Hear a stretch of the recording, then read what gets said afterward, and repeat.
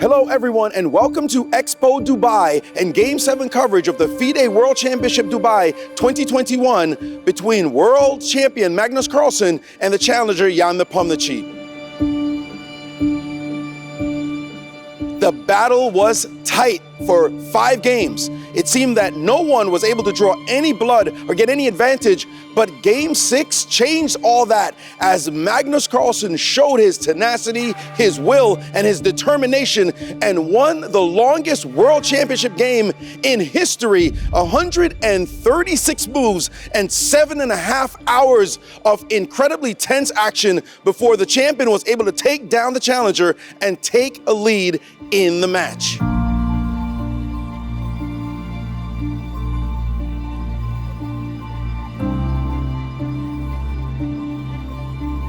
Today in Game 7, it will be a Herculean task for Nepo to defeat Magnus. He has to come up with some new idea with the white pieces. Everything he's tried has been rebuffed so far from the champion, and it is very difficult to defeat Magnus when he gets on a roll.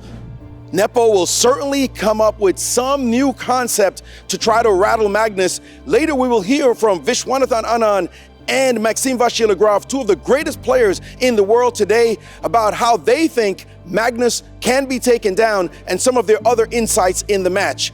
Well, Game 7 is set to begin. Let's get it started.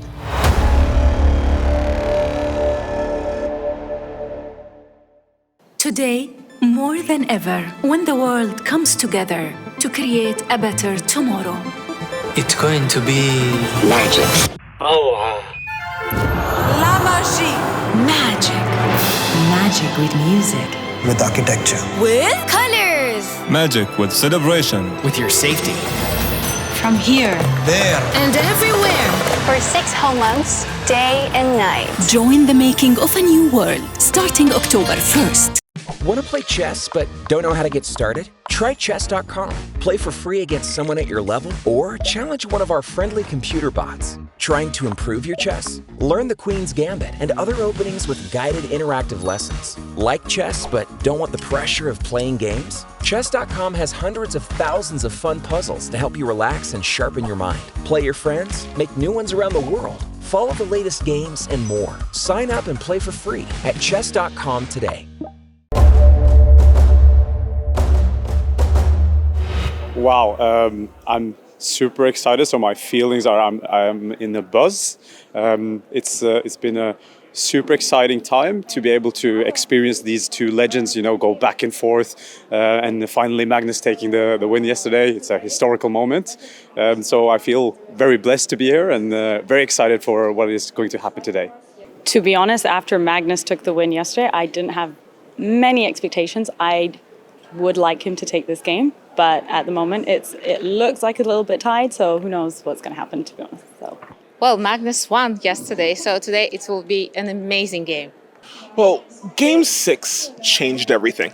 Going into Game 6, everyone had these expectations of just like this kind of, trench warfare, such a close struggle, knowing it might end up just going draws all the way out and going to tie breaks like in the past. And then all of a sudden, we get this marathon match last night where just the triumph of like a super will and determination of Magnus and everyone else, just the commentators, the spectators, the fans, other players, just poured their heart and soul into yesterday, and then to come out with a decisive result, but not just a decisive result, but after over 100 moves and hours was super huge, not just for the players, but for all of chess. So I think everyone came in today a little bit buzzing, a little bit of adrenaline and kind of good feelings. I can say that we're looking forward to some fighting chess now because Nepo's back is against the wall.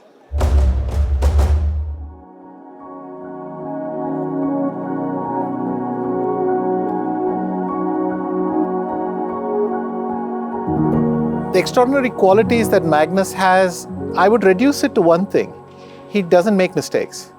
He may not play the best move in every position. Of course, he struggles finding the best move like all of us. But it'll at least be the third best move. He hardly ever makes real blunders, or at least far fewer than the others. And this is maybe the biggest skill. This is why he's able to play long games. This is why he's able to win drawn positions, because he's never the one to make the last mistake. So the pressure of being a challenger, first of all, is that you want to feel worthy. You don't want to, we all dread that we wake up one day, we go to the game, and that day is the day our brain switches off and you can't help yourself. That's okay. It happens once in a while, it's part of the cycle. But when you go to the World Championship, you don't have those moments because, first of all, it's a rare opportunity. You worked 3 years to qualify for it. There were all sorts of critical moments you went through. So that's the main thing. That's why I think many challengers are initially hesitant the first few rounds because they're settling in and they want it to feel natural before they proceed any further. And that, I think, is the major feeling you have when you're a challenger. When I was a challenger in New York, for instance, after 8 draws and 1 win, I felt, okay, at least I belong here. And there's a slight relief in that. By no means is that the end of the match, but at least you feel. Many people have noted this. Kramnik looked very, very dominant in his match against Gary, for instance. But he himself was thinking inside, at least I've not made a fool of myself. So I think that's a big part of being a challenger, like an imposter syndrome. You don't want to go there and suddenly have it caved down. And because of the associated pressure and everything, you feel it more intensely, I think.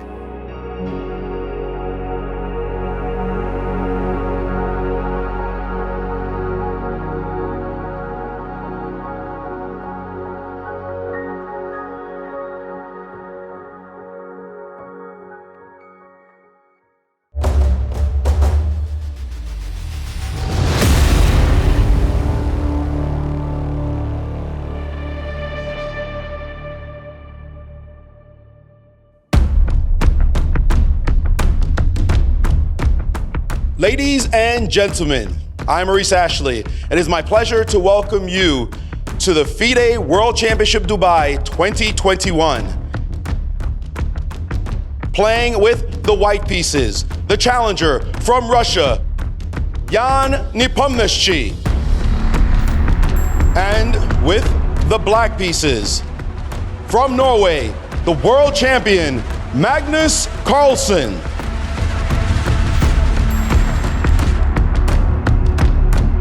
The Minister of Industry and Trade, Denis Mankorov, and the CEO of Fosagro, the sponsor of the Fide World Championship 2021 Dubai, Andrei Guriev. Let the game begin. And we are at the beginning of Game 7. A big game for Jan Nepomniachtchi as he lost Game 6 after a marathon battle, the longest game in World Chess Championship history. What will he have in reserve in order to come back in this game? We see them starting out by pushing the 2 pawns in the middle of the board and knight to f3, attacking a pawn, knight to c6. Very classical line. We've seen this in every single game that Nepo has had white, and he's just surged his bishop to the b5 square, known as the Ruy Lopez or the Spanish game. But Magnus has seen this before. Cool, calm, the move a6, attacking the bishop, and now the bishop dropping back away from the attack of that pawn. These are moves that they have memorized and have played before. Knight to f6. Now bringing the knight out and quickly castles by Nepo, still deep in their preparation. This is such a big game. If Magnus wins this game, this match could simply be over. So the tension is extremely high on Jan to not make any mistakes. But cool, calm Magnus now bringing out his bishop to e7 right in front of the king. That is what we've seen before. Rook to e1. That is also the move. All this simply by prescription only. We would expect now Magnus to push the pawn, and bam, there it goes, attacking the bishop. That bishop now chased backwards, and it will retreat, and there we see bishop back to b3. Castles is normally played here, and there is the move, castles. The danger for Magnus is he's walking into Nepo's special preparation. a4 now on the board. That is something that we have seen before. Magnus there, just a little hesitation before playing the move, rook to b8. He knows that Nepo has some trap planned, some keen idea, something new that he's going to try in order to defeat him. Little pause right now, and we're seeing the same things. They have not changed at all. This has been the game so far, and we expect to see a capture. And in the last game, we saw Nepo play the move pawn to c3 next to that bishop. Actually, no, h3. That's right, h3 was the move. Pawn h3 on the other side of the board. So far, so good. Again, this is what we've seen. The danger for Magnus, he doesn't seem as if he cares. He's so cool, he's so calm, just playing that move there. Pawn to d6. And now, I believe it was pawn to c3 was the move. There is some hesitation, and he's played a different move. Pawn to d3. This is the first new move of this game. They played before. It is a novelty, and Magnus now pausing dead in his tracks. He knows that the Russian has prepared this with his team at the hotel and said, we've got to try something new against this champion. And already Magnus knows that he is being hunted.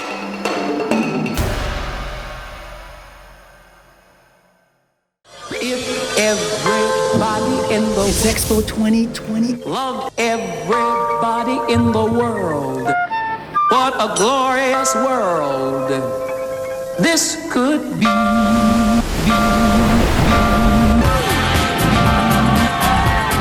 It's the culture, the music, the artwork. It's the people. Come on and join us. A new world is just beginning.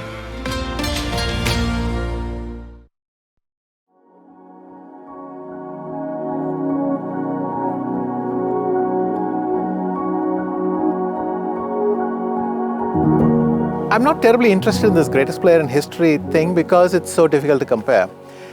Really, you couldn't compare Fischer and Kasparov already because their times were so different. A lot of Magnus's reputation, even in my eyes, is built around the fact, I respect it hugely, that he's the classical champion, the rapid champion, the blitz champion, and he's finding time for bullet and what have you. This is a man who loves chess and plays it at top intensity, even in casual games. I respect that. But how do you compare that with, let's say, Kasparov, who there was hardly any rapid and blitz going on? And the World Rapid and Blitz only emerged almost at the end of my World Championship streak. So we didn't, it's really apples and oranges. Kasparov worked in a certain era. Magnus is really in the computer generation. It's so difficult to compare. I think it's pointless. But nobody doubts that if there was such a ranking, Magnus would be one of the top names. I think that's a better way to put it.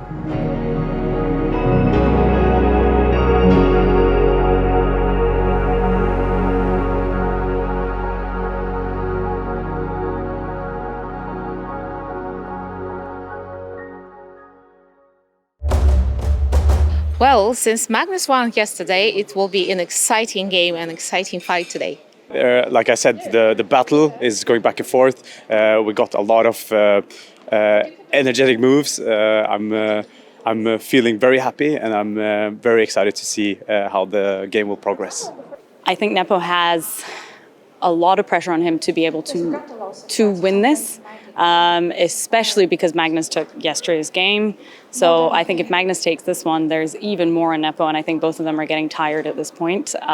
So I take it back. I'd rather see Nepo win just to almost put the pressure on both of them and add a bit more excitement for all of us to see. So yeah, it's interesting. Well, Nepo has white. It's Rui Lopez. He's going for it.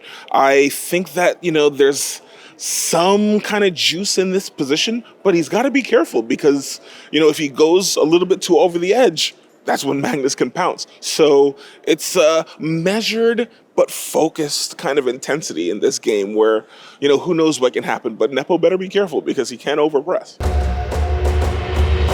Magnus Carlsen facing off against Jan Nepomniachtchi, and this new move that the Russian has played against him, that tiny move, pawn to d3, but quite significant. Magnus has been thinking for some time, and now he's played a small pawn move, the move pawn to h6, that guards a critical square, keeping white's pieces off that big g5 square.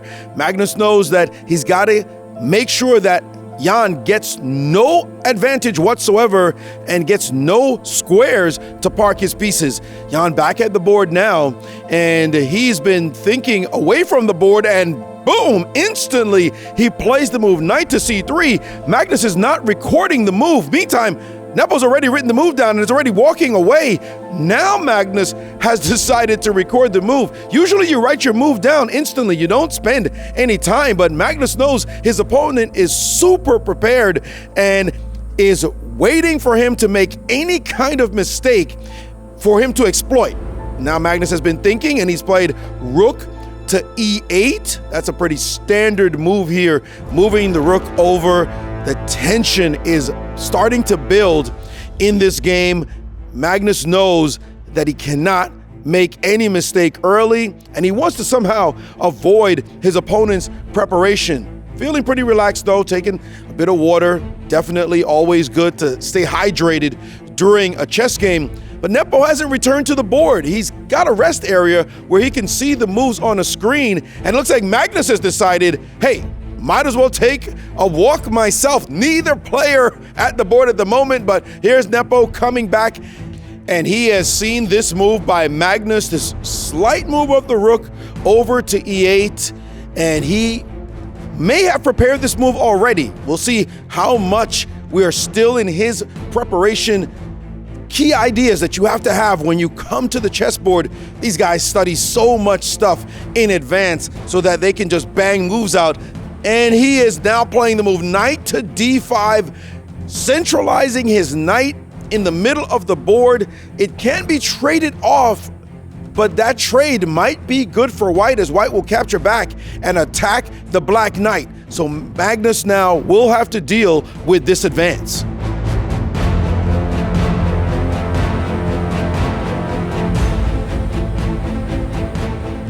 Magnus feeling the challenge of that last knight move in the middle of the board. Nepo doing his traditional leaving from the chessboard, showing his confidence. Magnus not too comfortable seeing such a move. The complexities, oh, wait a minute, he's taking his jacket off. Normally, Magnus is a cool customer, but when the jacket comes off, it means that he's got to get down to work. Nepo certainly getting him hot under the collar with this challenging move, and Magnus will have to work out all the variations. Let's see what he comes up with. And he now plays the knight back to e7. Any retreating move is usually a tricky one, a deep one, a subtle one, and that knight move certainly has all of those qualities. The knight is possibly going over to the other side of the board. That would be a good point to the move. It's also not blocking the pawn anymore, so that pawn might advance forward down the board. Nepo sees this move and he knows these kind of moves are very deep. Knights going backwards so they can go forwards. So he is facing this subtle, deep idea by the world champion.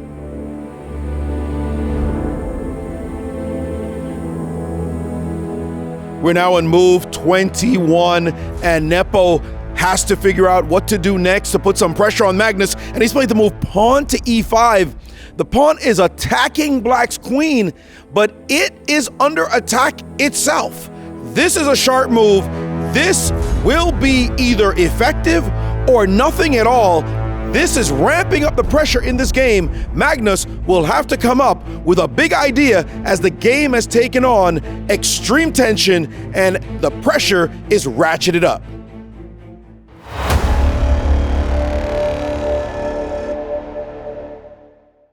Today, more than ever, when the world comes together to create a better tomorrow. It's going to be Magic. Oh, La magie. Magic. Magic with music. With architecture. With colors. Magic with celebration. with your safety. From here. There. And everywhere. For 6 whole months, day and night. Join the making of a new world starting October 1st. If everybody in the It's Expo 2020. loved everybody in the world, what a glorious world this could be.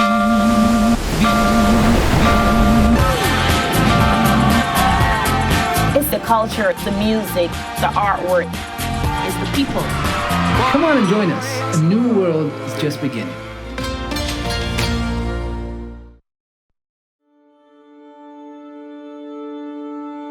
Well, today Jan has to, I think he has to create the mess, to create imbalances and create chaos on the board. That's basically it. I mean, Magnus can, feed on chaos, but he generally likes to be in control. So if Nepo can create chaos, be in control of it, so to speak, because it's still chaos, of course he can lose the game, but that's his best chance to win.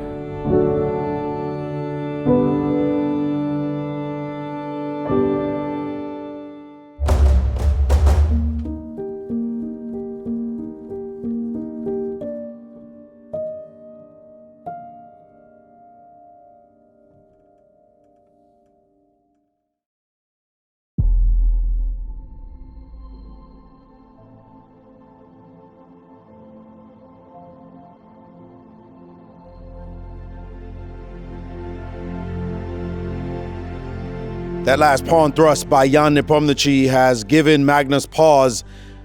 There's a lot of tension in the middle of the board. Many things can be captured at the moment, but Magnus reaching for his queen and just calmly moving it up one square, leaving all the tension in the middle, and Jan capturing the pawn there, Magnus taking back nice and cool. We've seen two pretty basic captures get played, and Jan reaching for the pawn, and now a lot of things are coming off the board. Bishop takes pawn on the last move. Looks like Magnus can just simply trade bishops in this position. He's going to think about it for a moment as we see Jan leave the board once again. Is that confidence, or is it maybe some frustration? He doesn't want to show Magnus.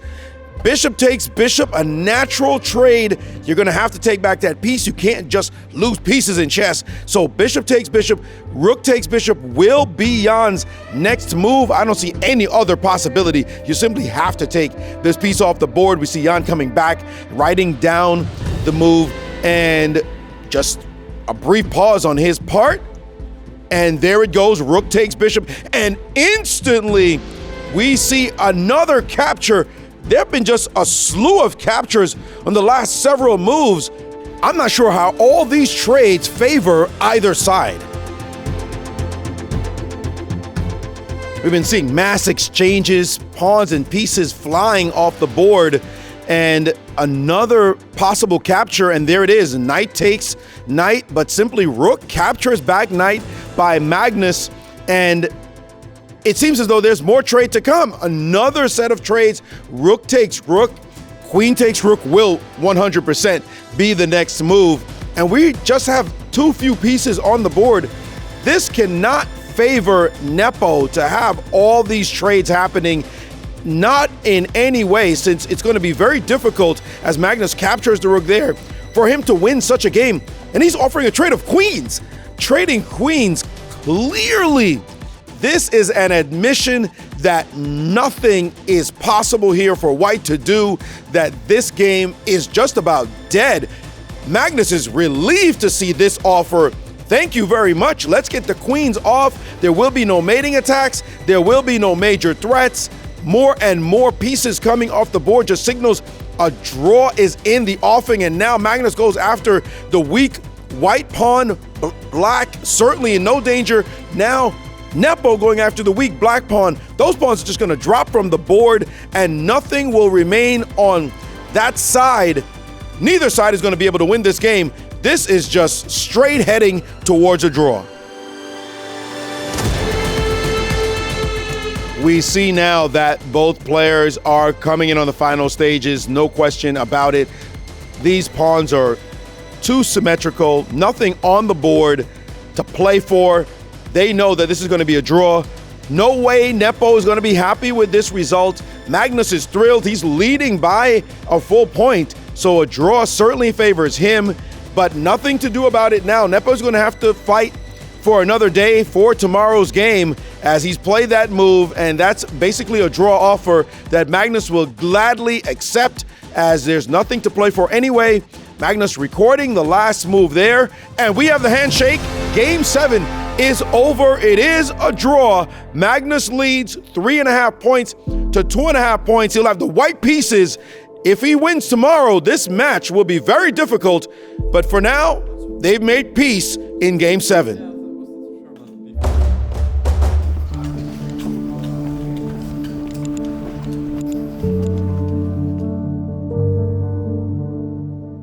As talked about earlier, there's half a match left, and I don't think being 1-0 up at this point changes the strategy drastically for either player. I mean, there will come a point, but I'm not convinced that that point has yet come.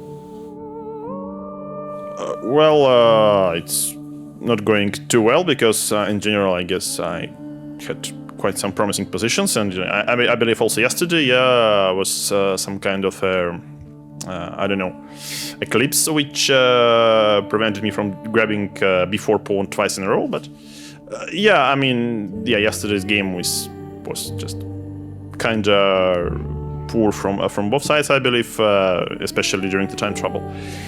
But otherwise, I think it's pretty much sensible, and it's very much fighting. All right, well, we have two of the greatest players of our time here. Tomorrow will be the next game, Game 8, and Magnus will have the white pieces. It will be at 16:30 at the Dubai Exhibition Center. Thank you very much. This concludes the press conference. See you tomorrow. Have a great night.